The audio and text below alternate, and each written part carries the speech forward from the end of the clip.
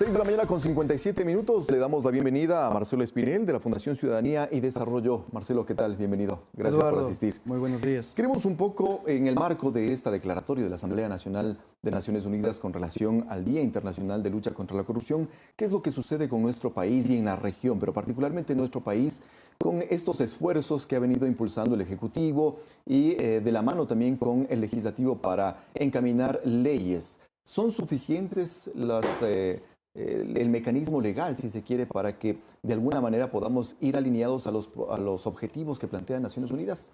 Bienvenido.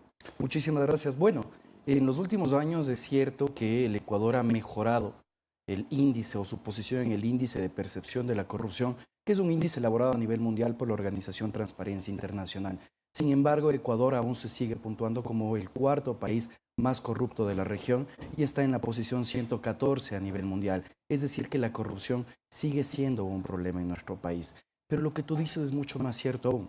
No solo son necesarias las leyes para combatir a la corrupción, porque tenemos distintos tipos de corrupción. Esta gran corrupción que son estas decisiones que benefician a muy pocos individuos, pero que afectan una gran cantidad de derechos humanos de la población, como por ejemplo cuando se construye un hospital o una carretera con un alto precio y con ese dinero podrían construirse más hospitales, más carreteras o incluso garantizarse un salario digno para una mayor cantidad de funcionarios. La menor corrupción, esta es la que atravesamos todos los días, cuando tal vez no hacemos una fila o cuando pagamos a un funcionario público por obtener un trámite mucho más rápido. Pero yo creo que la peor de todas es la corrupción política, aquella en la cual destruimos a las instituciones, no garantizamos independencia de justicia y de esa manera afectamos a la cohesión social. Para poder luchar con estos tres tipos de corrupción no son necesarias solo leyes, sino que todos los ciudadanos juntemos el hombro para construir el país que queremos. Y a propósito, yo quisiera ver si es que es posible a través de producción nos puedan mostrar algunos datos, algunas cifras relacionadas justamente a lo que percibe la ciudadanía con relación a los temas de corrupción. El 65% de ecuatorianos considera que la corrupción aumentó. Ese es un dato que lo trae Diario El Telégrafo en el día de hoy, y también pues hay algunas otras cifras relacionadas a lo que se puede revisar con relación a los delitos contra contra la administración pública. Causas ingresadas en el periodo 2015 a junio de 2019, 14.445 relacionadas, suele un poquito, ahí está, al incumplimiento de decisiones por legítimas de autoridad competente, los que tienen que ver con los ataques o resistencia 3.545 y peculados 770. Ahí está un poco el balance de lo que percibe, si se quiere, la ciudadanía y dónde está focalizada de alguna manera con relación al territorio, ¿no? A la extensión territorial.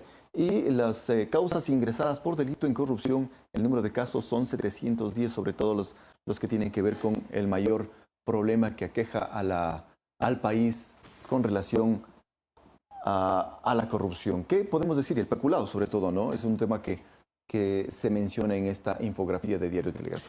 Más allá incluso de las preocupantes cifras, que son una gran cantidad de procesos que se están iniciando por supuestos delitos de corrupción, Latinobarómetro, en su último índice, reveló una cifra que es bastante preocupante.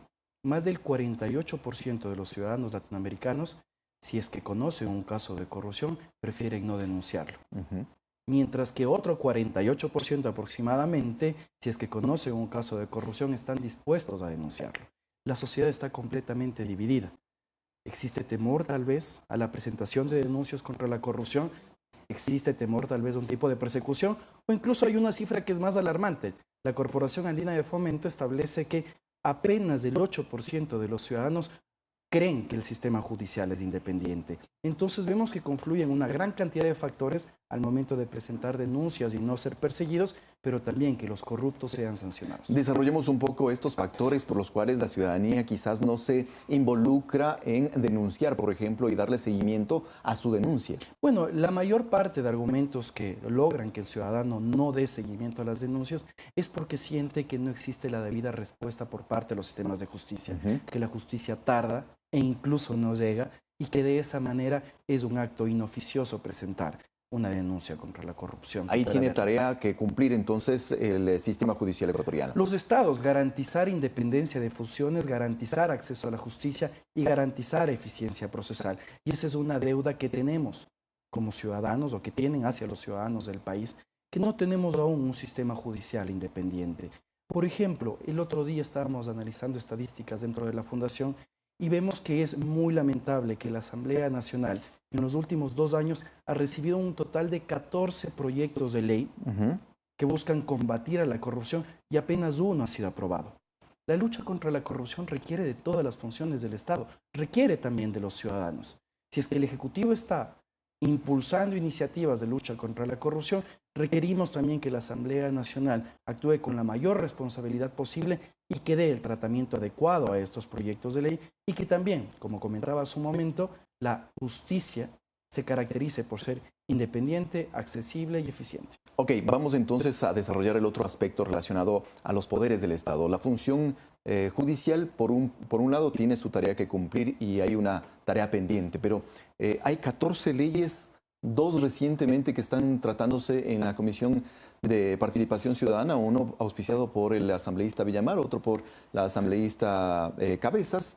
De alguna manera cada uno apuntando al mismo objetivo, pero el uno tiene que ver con proceso judicial hacia los bienes, no a las personas, para reforzar, si se quiere, el trabajo del COIP o lo que ya establece el COIP, mientras que la propuesta de Elizabeth Cabezas apunta más hacia los acuerdos con las partes.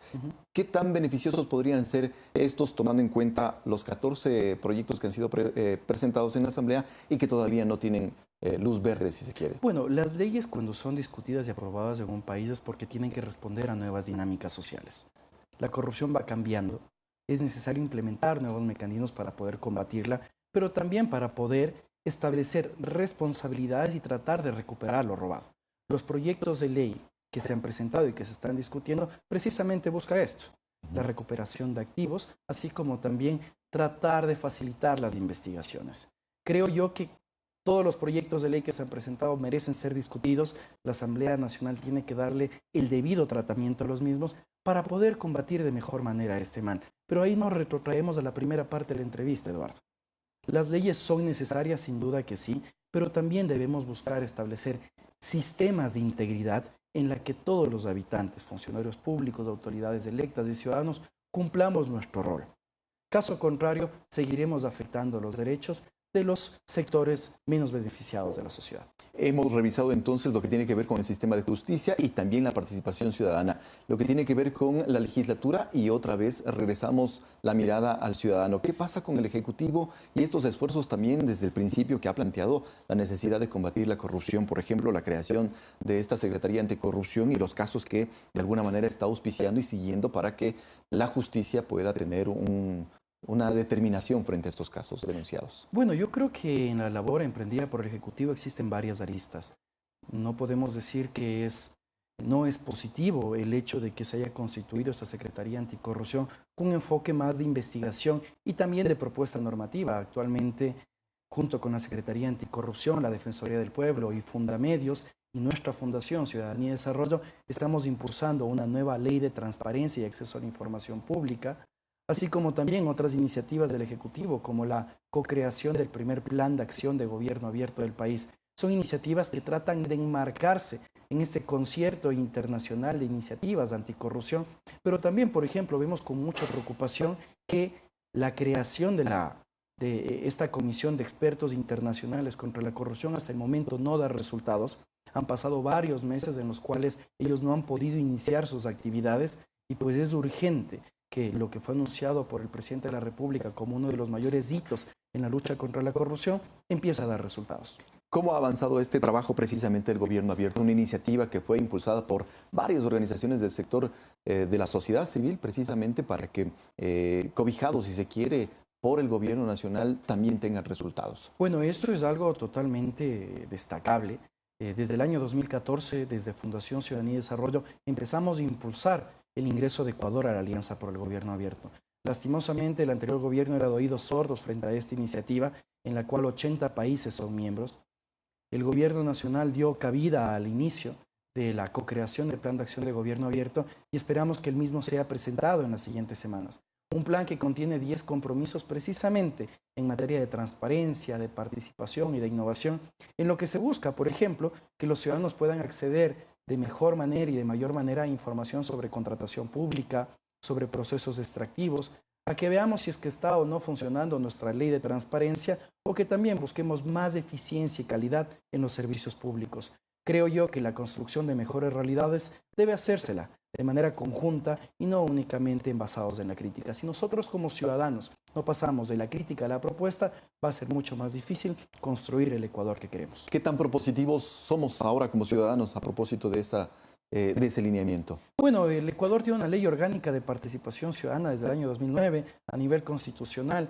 Están garantizados nuestros derechos de participación ciudadana. Sin embargo, creo que es una apreciación personal, los ciudadanos no nos hemos empoderado de este derecho a participar. Creemos que la participación en democracia se limita a ir a las urnas cada 4 años cuando existen otros mecanismos de control social, como por ejemplo hacer iniciativas populares normativas, verificar que que en este caso los gobernantes estén cumpliendo con el mandato que hemos otorgado en las urnas y que también podamos utilizar estos mecanismos como silla vacía, veedurías, observatorios y que de esta manera podamos vigilar que las cosas se estén haciendo bien. Estos retos, quizás como a manera de conclusión, ya se nos va acabando el tiempo, ¿cómo integrarlos a través de las distintas instancias gubernamentales, del legislativo, del sistema de justicia y por supuesto también impulsados a través de una acción proactiva, propositiva de la ciudadanía? Bueno, la lucha contra la corrupción, como comentaba, necesita de todos. Existen una gran cantidad de planes impulsados por la función judicial. La misma función de transparencia y control social tiene un plan de integridad.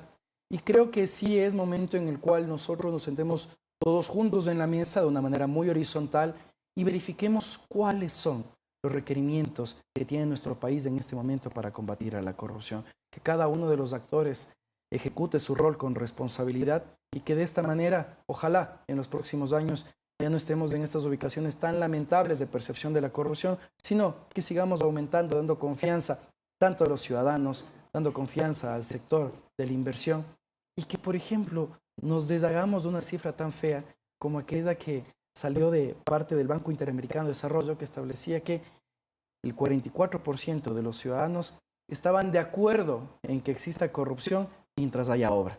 ¿Qué frase tan fea es esa que decimos que no importa que robe con tal que haga? Cuando tal vez con ese dinero podríamos garantizar más obras y mejores salarios para todos. Y esa percepción quizás nos hace tener la necesidad de regresar a ver a las escuelas, si se quiere, a nuestros niños para que se pueda fortalecer estos valores que tienen que ver con la ética, con la moral, con las buenas costumbres. Sin duda que sí, la educación es muy importante, la educación en los primeros años de escolaridad, pero yo creo que también no debemos dejar de lado y no perder la esperanza que es necesario educar a todos los sectores de la sociedad.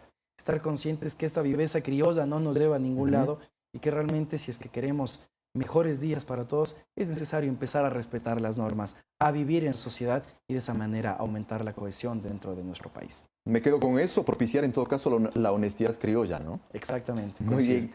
Nos vamos a una pausa. Le agradecemos a Marcelo Espinel de la Fundación Ciudadanía y Desarrollo por estos criterios que ha compartido con nosotros a propósito del Día Internacional de Lucha contra la Corrupción, la situación de nuestro país y los retos que enfrenta precisamente el Ecuador para salir de esas cifras que lamentablemente ahora mismo nos ubicamos como país.